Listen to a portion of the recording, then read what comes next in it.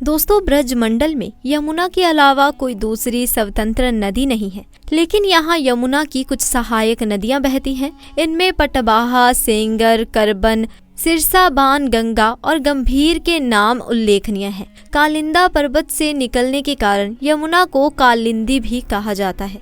दोस्तों, तब क्या हुआ जब अचानक से वृंदावन के यमुना नदी में दौड़ने लगी 16 साल की लड़की। इस दृश्य को देखकर वहां मौजूद सभी लोगों के रोंगटे खड़े हो गए। दोस्तों, इस अद्भुत चमत्कार को देखकर आपके भी पैरों तले जमीन खिसक जाएगी। आखिर क्या है इस घटना के पीछे का रहस्य? आखिर कैसे ये लड़की यमुना नदी में दौड़ने लगी?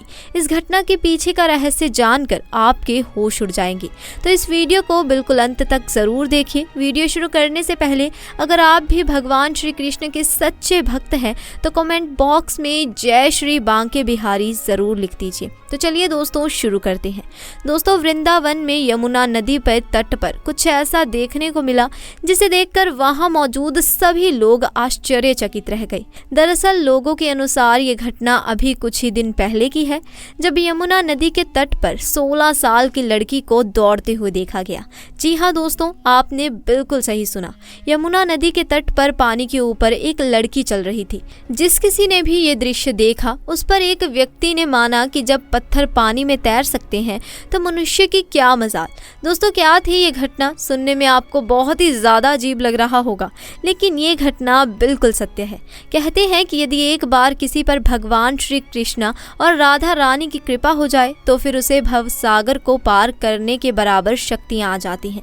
और ऐसा ही कुछ हुआ भगवान श्री कृष्ण के एक परम भक्त के साथ। आखिर वो परम भक्त कौन है और क्या थी ये घटना? जानने के लिए वीडियो के आखिर तक जरूर बने रहे।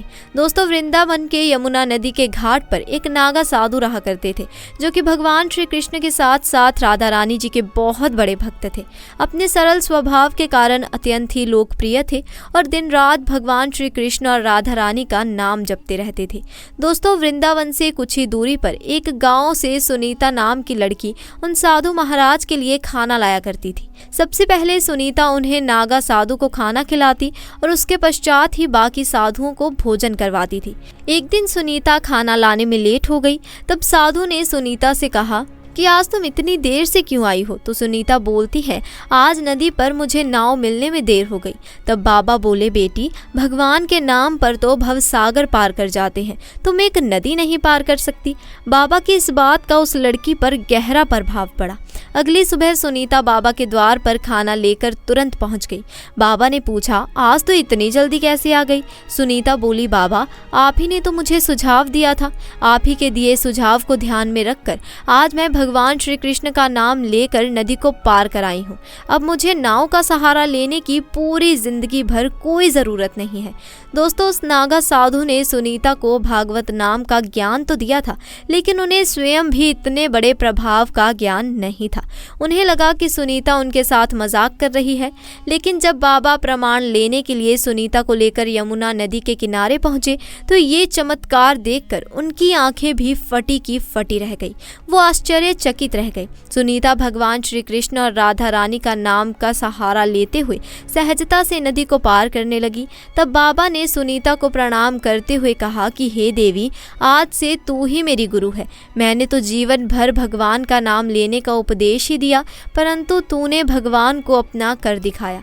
तूने निस्वार्थ हृदय से सच्चे मन से भगवान को पुकारते हुए तूने जो आज कर दिखाया है, हजारों लाखों सालों तक इस बात की चर्चा होगी। अगर कोई भी सच्चे दिल से निस्वार्थ भाव से भगवान को पुकारता है तो उन्हें सहारा देने के लिए भगवान को उपस्थित होना ही पड़ता है। आज तूने इस बात को साबित कर दिया।